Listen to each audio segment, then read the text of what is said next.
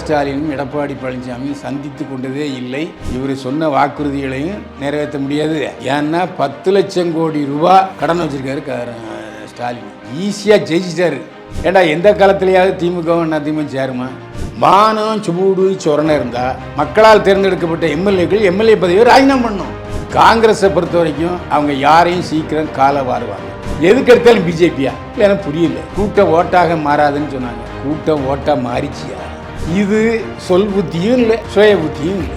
எந்த கட்சிக்கு பெரும்பான்மை இருக்கிறதோ அந்த கட்சி தான் ஆட்சிக்கு உரிமையை கோர முடியும்.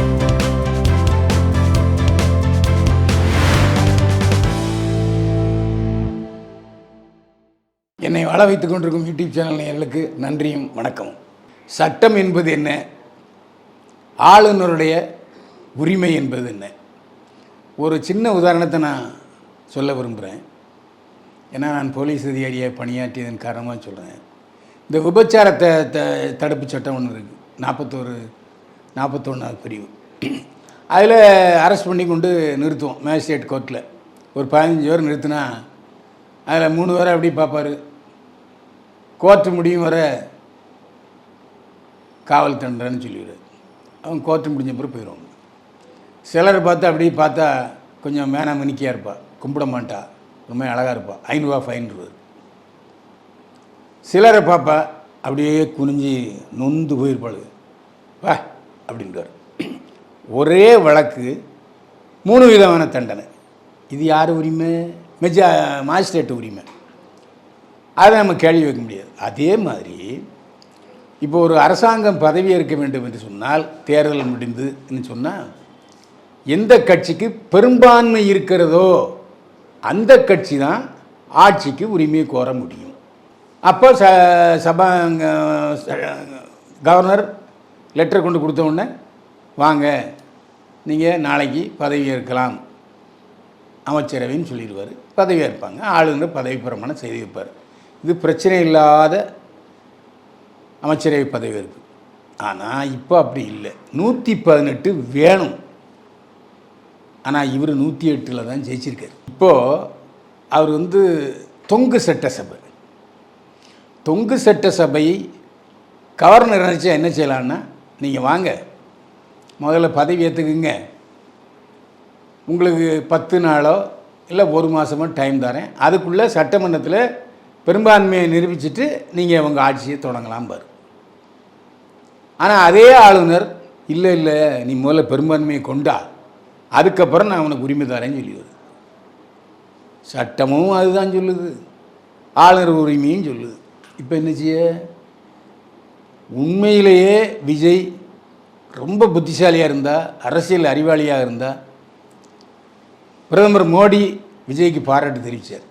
உடனே விழுந்தடிச்சு அடுத்த ஃப்ளைட்டில் டெல்லிக்கு போய் பிரதமர் மோடியை செஞ்சு, வணக்கங்க, என்னுடைய அமைச்சரவைக்கு நீங்கள் ஆதரவு கொடுங்க, உங்களுடைய ஆதரவில் நாங்கள் தமிழ்நாட்டில் நல்லாட்சி நடத்துகிறோன்னு சொல்லிட்டா இந்த பிரச்சனையே இருக்காது. இது சொல் புத்தியும் இல்லை, சுய புத்தியும் இல்லை. அதாவது புத்திசாலி சொல்லியிருக்கணும், சொன்னால் கேட்கணும்.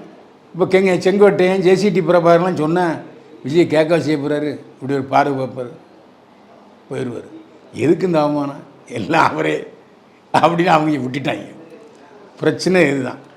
ஏன்னா எவ்வளவு தான் சென்ட்ரல் கவர்மெண்ட்டோட தேர்தலுக்கு முன்னால் ஆய் பூய் அதாக்கும் இதாக்குன்னு பேசினா கூட, தேர்தல் முடிந்த பிறகு அதிகாரம் எங்கே?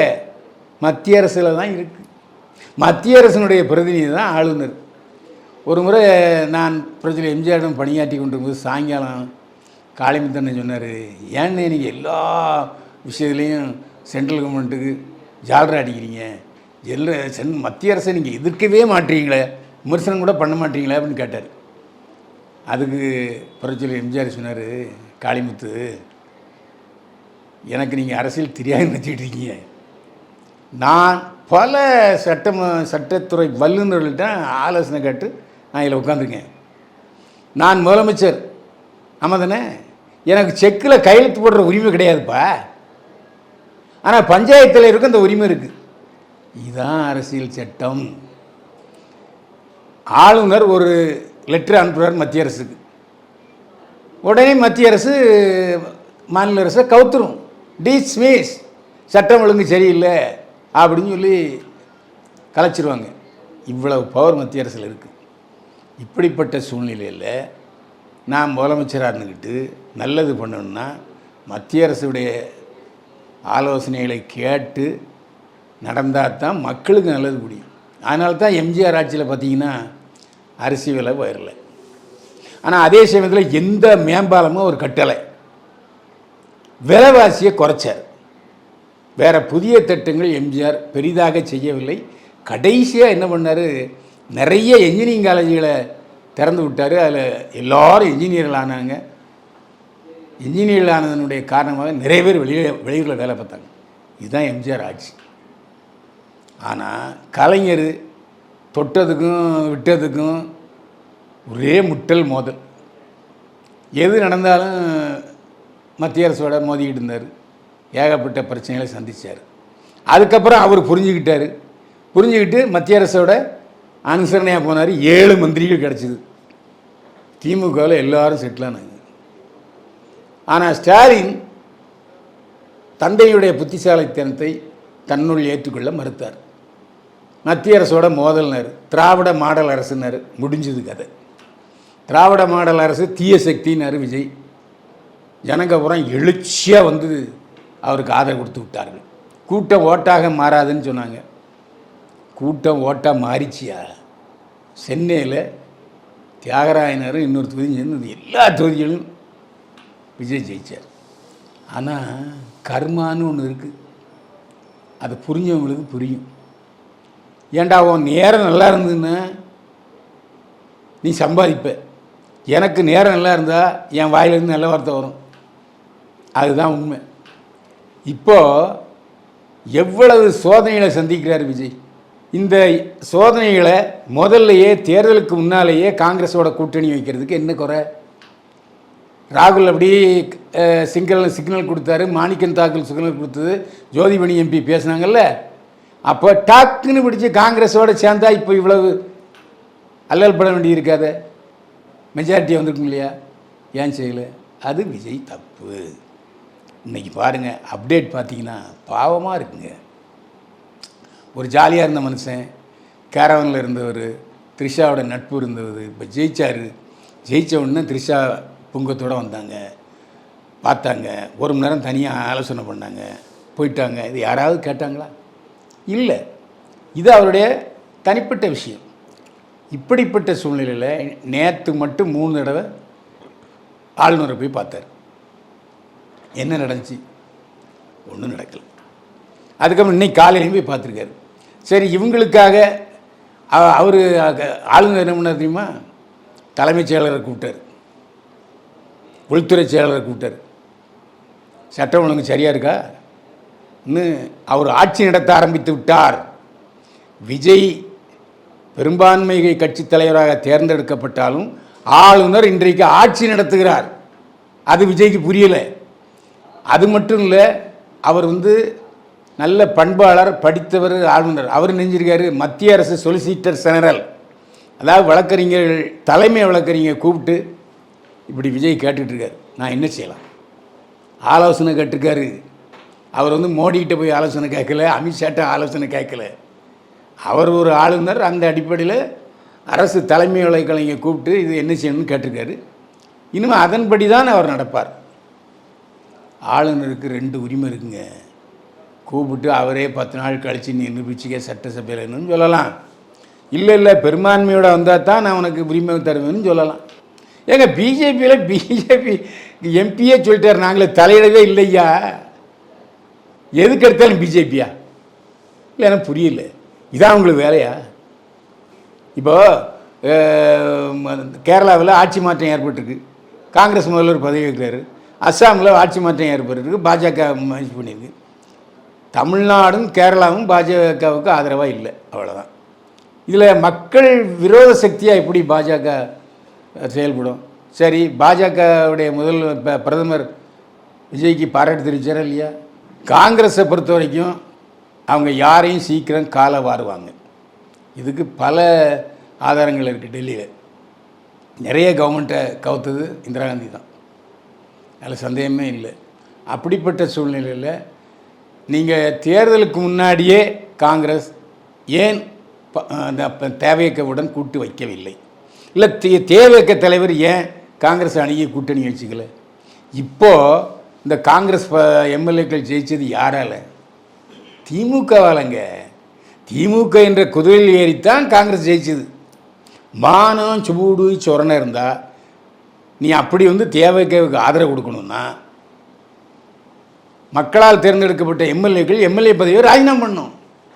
காங்கிரஸ் எம்எல்ஏக்கள் ராஜினாமா பண்ணணும். சரி, இளவு குட்டி தொழிறவங்க ஆதரவு கொடுங்க, கொடுத்துட்டு ராஜினாமா மட்டும் மறுபடியும் தேர்தல் சந்திங்க அப்படின்னா நீ யோக்கியம் சொல்லலாம். இப்போ திமுகவுக்கு எவ்வளோ பெரிய துரோகம். இப்போது தான் கூட இருந்த காங்கிரஸை பிரிச்சுட்டாரு தேவைக்குங்கிற கோபம் திமுக காரங்களுக்கு இருக்குமா இல்லையா? இந்த கேஸில் என்ன சொல்லுவாங்க? பெரும்பான்மை இல்லாதவங்கள நீங்கள் பதவியேற்க சொல்லுங்கன்னு சொல்லுவாங்களா? அவங்களும் என்ன சொல்ல போகிறாங்க? பெரும்பான்மை நிரூபிப்பாங்க சட்டமன்றத்தில், இப்போது பதவியேற்க சொல்லுங்கம்பாங்க. அப்படின்னாலும் சட்டமன்றத்தில் பெரிய சோதனை வருமா இல்லையா? இதுக்கிடையில் இன்னும் பல தப்பான தகவல்களை பொய்யான தகவலை பரப்பிட்டுருக்காங்க. அது உங்களுக்கு தெரியுமா தெரியாதா? இது புழுகில் இமாலய புழுகு. சொல்கிறவன் சொன்னால் கேட்குறவனுக்கு மதி எங்கே போச்சு? ஏண்டா எந்த காலத்துலையாவது திமுகவும் அதிமுக சேருமா? அந்த காலத்தில் எம்ஜிஆர் இருந்த காலத்திலே பட்நாயக் சமரசம் பண்ணார்.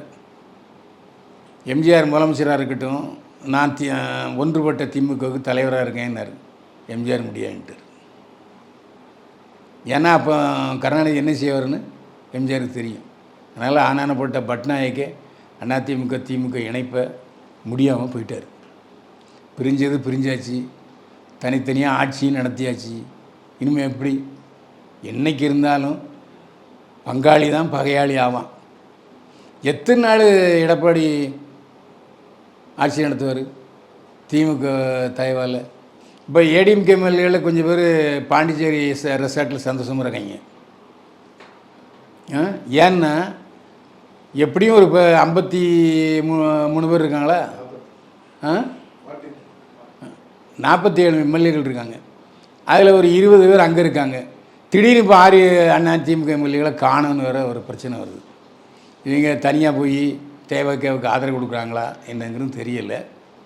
போக போக தெரியும். ஒருவேளை விஜய் முதலமைச்சர் ஆகி ஆட்சி தொடங்கினான்னு வச்சுங்க, பிளவுபடுறதுக்கு வாய்ப்பு இருக்குது. நாங்கள் தேவைக்கு ஆட்சி வருவதற்கு தடையாக இருக்க மாட்டோம் இன்னும் சொல்கிறாரு.